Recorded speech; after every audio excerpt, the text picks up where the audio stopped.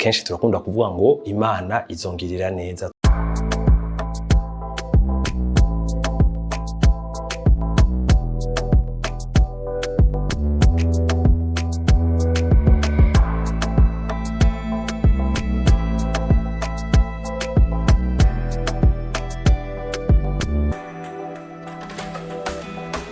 Turakunda kuvuga ngo Imana izonkorera iki, Imana izomfasha iki, Imana izompa iki. Hari ibintu byinshi dukunda kuvuga twiteze yuko umunsi umwe Imana izotugirira neza, mugabo dufashanye kubiraba mu bundi buryo, siko?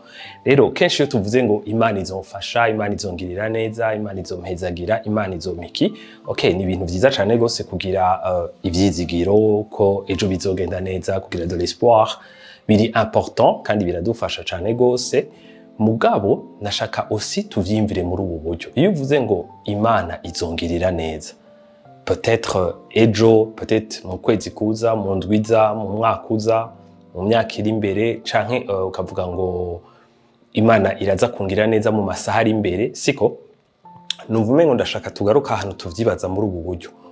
Okay, Imana ishimwe ni vyiza, Imana izokugirira neza. Mugabo ikibazo nashaka kubaza, mbega mukurindira ko izokugirira neza, siko? Mukurindira ko izokugirira neza, en attendant, siko?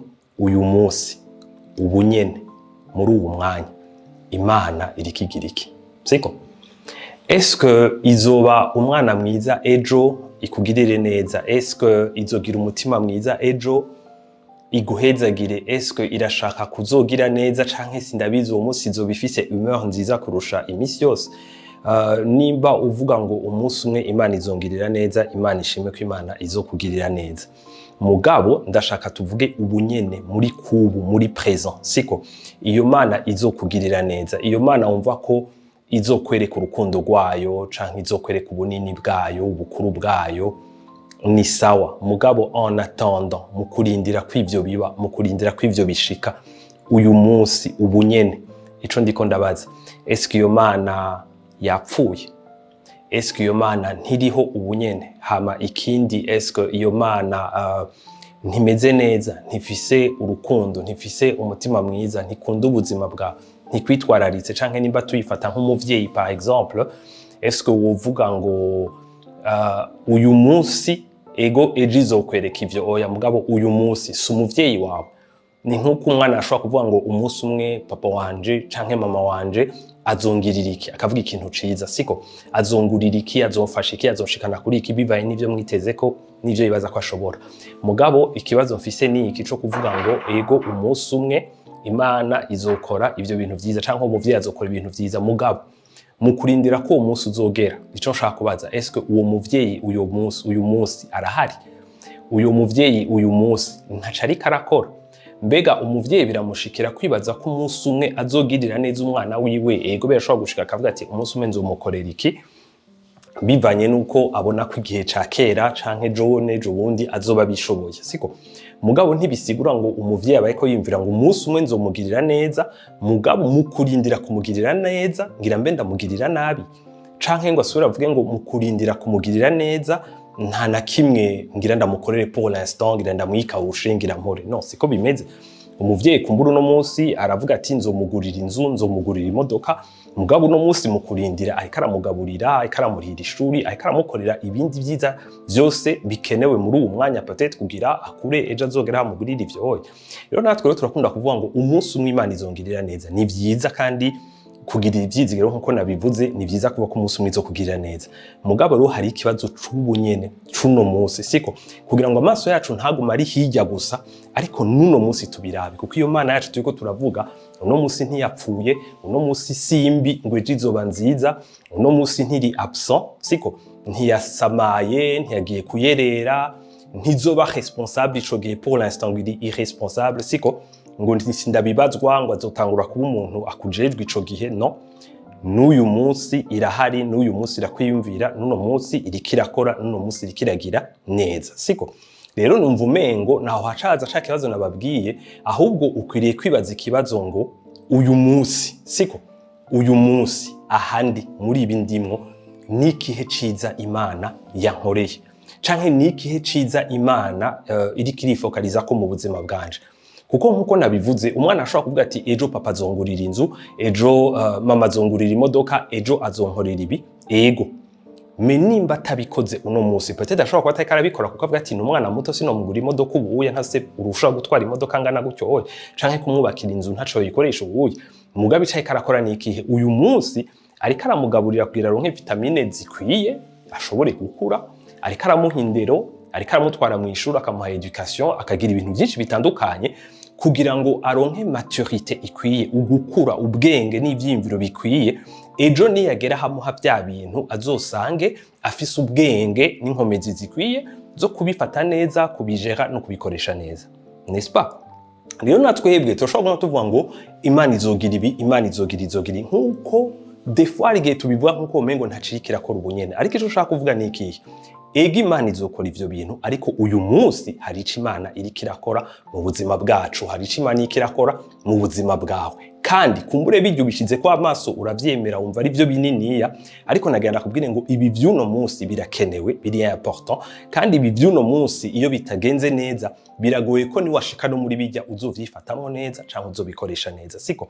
Rero hakugumiza amaso kuri bijya gusa, ni vyiza ko twiyumvira nuno munsi tukibaza ngo uyu munsi Imana ntisinziriye, uyu munsi Imana ntifise akazi kenshi yanyibagiye, siko? Uyu munsi Imana ntiyanyirengagije, uyu munsi Imana irankunda, uyu munsi Imana yanyitwararitse, uyu munsi Imana ikirankorera neza, uyu munsi hari umugisha Imana yahaye ubuzima bwanje. Rero ugaca wibaza ngo nuyuhe mugisha Imana yahaye ubuzima bwanje uno munsi. Ugiye kuraba kenshi ikintu dukora nikihe, nuko duteba niko cerveau zacu zikora, zikunda kwitwararika ibitahari, siko? Ubwonko bwitwararika ibitahari dukeneye kugira ngo tuvyitwararike dushake kubirondera no kubishikako, siko? Kuko cerveau zacu zijejwe survie yacu, siko? No kuvuga ngo ntiziteba kuvyo twaronse ahubwo zitwararika ibitaraboneka kugira bishobore kugira, siko? Rero nuko dufonctiona kenshi, ariko naho ari uko tumeze, naho ari uko dukora kenshi, birasako tugarukana ubwenge, siko? Igihe Yesu par exemple yari kumwe n'intumwa n'abantu benshi mu bugaragwa, bakamubwira ati ni benshi ntidusinge tubagaburira, nta hantu ho gusumira, none barungike bagende, siko? Intumwa zeko ziravuga ingene atamangazine zihari mu bugaragwa, atamasoko ahari mu bugaragwa, atavyo kurya bihari mu bugaragwa, atakuntu bo bagaburira, atacoshoboka. Ariko ndakunda ukuntu Yesu yaguma ashira importance kuri iki kintu cyo kubabaza ngo mufise iki, siko? Ni giki kihari, kuko turiko turateba kubitahari, kubidashoboka, kubitagize iki, ariko we yabagarukana hana shaka kubabaza ngo mufise iki. Ni kenshi tubona na Mose byamugendeye kuntu yagize ubwo batabona ingene bizoshoboka n'ingene bizogenda, Imana ikamubaza ngo ufise iki mu ntoki zawe, kavuga ati no ufise inkoni, siko? Rero kenshi mu buzima bwacu turakunda kwitwararika kumenya ibintu bitahari, ibintu tudafise, ariko nuvume ngo no munsi ndashaka kukubwira aka kajambo ko kubwira ngo Imana irashaka kugarura ubwenge bwawe n'amaso yawe, ukibaza ngo mbega uyu munsi mfise iki, kuko nuno munsi hari ikintu ufise, nuno munsi hari ikintu kiri mu minwe yawe, nuno munsi hari ikintu novuga kiri ata disposition, nuno munsi ashobora kuba ari ingabire. Hari n'umuntu yombwira ati nta kintu na kimwe mfise, shaka unambwira uti ntwenga neza, nico n'ikintu nubwo n'ubutunzi naco kirafise ico cofasha, siko? Shaka umbwira uti jewe nta na kimwe, cekera nahora nimvira nkarondera ikintu mfise ndiko ndiga kuri iki, nkabura ikintu na kimwe noba mfise, ariko mu nyuma nkakunda kuvuga n'Imana je nta kintu na kimwe mfise, jeke njo nyene nzi kuvuga amajambo menshi gusa, nkumva umengo naco ntaco kiri, kuko kenshi nuko tumeze, twumva umengo ico dufise naco kiri, naco kimaze, naco cofasha, ntabwo none amajambo barayarya, none amajambo nzoyadandaza nkuremwo amahera, none amajambo amaziki, siko? Rero kenshi nabajya abantu niko babwiye Yesu ati no harakana gafise udukate dutanu n'udufi tubiri, bimaziki vyoshobora iki gufasha aba bantu, siko? Rero kenshi ivyo dufise ibihari uyu munsi, ivy'Imana yaduhaye uno munsi, ivy'Imana yaduhezagijemwo uno munsi, dufise tendance yo kubigaya, kubona umengo ntaco biri, ntaco bimaze. Ariko numva umengo ndashaka ndakubwirira ijambo ugibuke kuri uno munsi, siko? Nimba Imana mu bwenge bwayo, mu buhinga bwayo, mu kubona kure kukurusha, mu kubona imbere yawe kukurusha, muri aka kanya nimba ivyo ufise ari vyo yaguhaye muri kano kanya, nagena ngo Imana ntiyihenda, Imana ntiswata, siko? Rero nimba ivyo ari vyo ufise muri kano kanya, ibwire ngo Imana uyu munsi yampezagiye, kandi mu vyo mfise harimwo umugisha ntariko ndabona, ubwenge bwanje butazi muri uno mwanya, ariko kubera yuko Imana idahumiriza, idasinzira, itanegrija, atakanya ko gusamara igize, nimba impezagira ku munsi muri ibi yampaye harimo umugisha. kumbura ashobora uti ntawe mbona, ndavye à gauche à droite ntawe mbona, yego, ariko banza umenye ngo urimwo. Hama ni wamenya ngo urimwo, naho wowe uza kurondera, naho bizitera gucukura, ugashaka kurondera ngo iki mfise uno musi kimaze iki, mbega iki co mfasha iki. Iyo utanguye kuvyinjiramo ukabiraba, buhoro buhoro inzira zigenda zuguruka, ubwenge bugenda batubwira ko na cerveau zacu niko zikora. Cerveau ni wayirungika kurondera ingene ataco bimaze, izokuzanira impamvu nyinshi zerekana ko ataco bimaze, siko? Ariko cerveau ni wayirungika kurondera akamaro k'ivyo ufise uno munsi, uzonajya murote ivyo ufise ico bikoresheje, canke uzovyuka umve hari icimviro gishasha caje, canke uzogikura ahandi hantu, menya ukuvuga ngo buhoro buhoro uratora inyishu.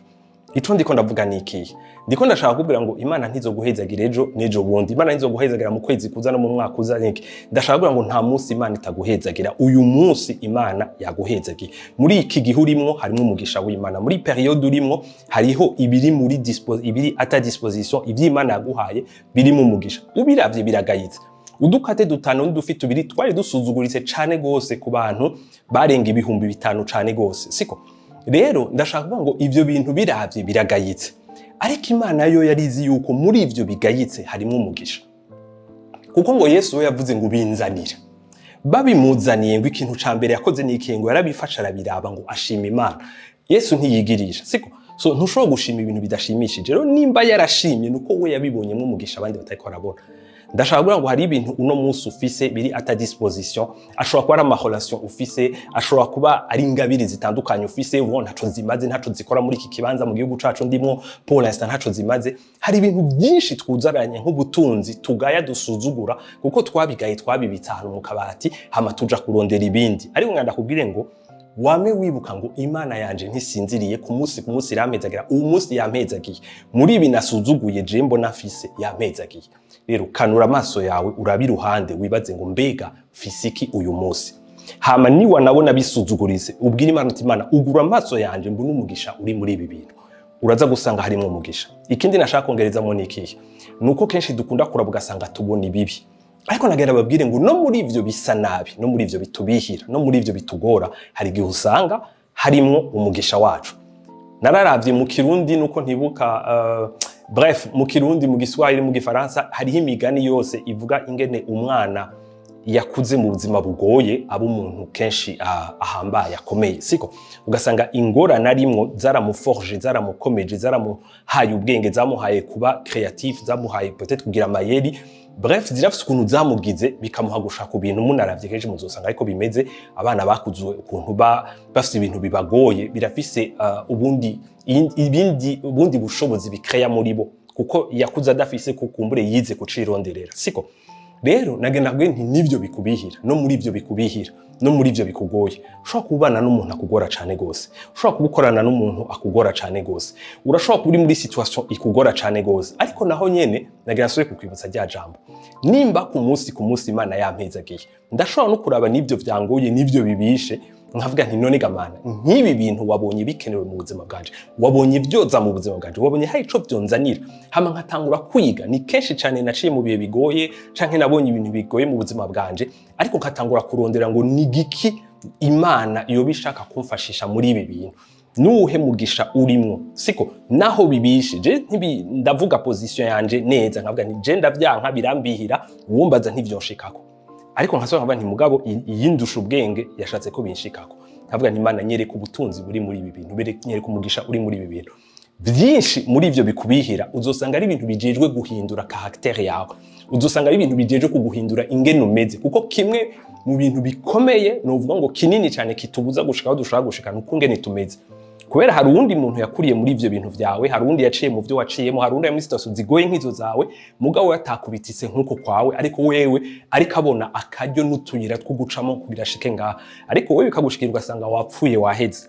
Rero ivyo bintu navyo numenye ngo birahari kugira bikwereke kumbure ama faiblesse yawe, birahari kugira bikwereke peut-être caractère yawe ahantu iri censé kugira guhinduka, kugira ngo bikwereke muri personnalité yawe, mu kungene umeze, mu kungene wiyumvira canke mu ma emotion yawe, mu bigumbagumba vyawe. Usanga dusa ahantu henshi tugwaye hatameze neza, twakomeretse, twahuye n'ibi bitandukanye, siko? ndakunda kuvuga nti umuntu aje akankubita ngaha ngo tugende ntaco bimbwiye twogenda, ariko nimba hari igikomere kinyegeje aho kankubita ngo tugende wumva mvugije induru nyinshi cane ukibaza ko avugije induru kaye tumugize gutya aya.